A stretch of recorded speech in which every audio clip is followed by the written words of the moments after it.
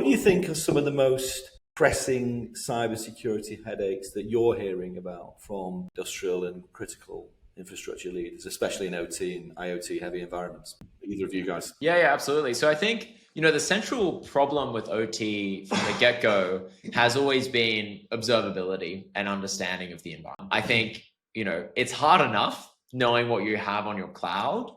Doing that for operational technology is sort of, in some sense, an insurmountable problem. It's extremely difficult. Imagine a cybersecurity professional sort of in a nuclear technology. How do you, it's hard enough, right? Like in cloud to know what to do, to know what's important, to know what's not. In a nuclear facility, how do you know which operational technology is important? What is what should I protect? What do I even have on the ground? And I think that's where sort of the general capabilities and models could be pretty interesting, where, if you talk to an AI, actually knows a surprising amount about nuclear technology. And so can act as an oracle that helps you contextualize sort of various aspects of cybersecurity. Now that can occur in sort of traditional IT cybersecurity, but in operational technology, I think it's even more important, where the models can help understand, well, this is a piece of technology in a windmill, so on and so forth, or it's in a nuclear facility, or it's on the side of a highway.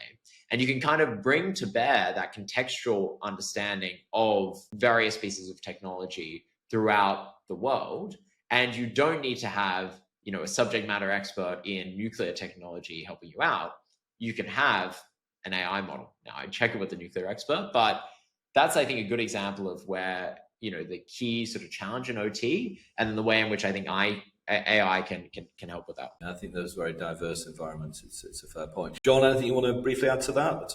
We've talked to a lot of organizations who have varying degrees of convergence between their IT and OT environments. So the one thing I might add is there's a lot of benefits to converging in terms of observability and sort of a unified approach across your network, but it also opens up new sorts of threats and attack vectors. And so it's a bit of a double-edged sword there. And continuing to push out the frontier of what AI can do defensively there is going to be a big and growing area of need in the next couple of years for sure.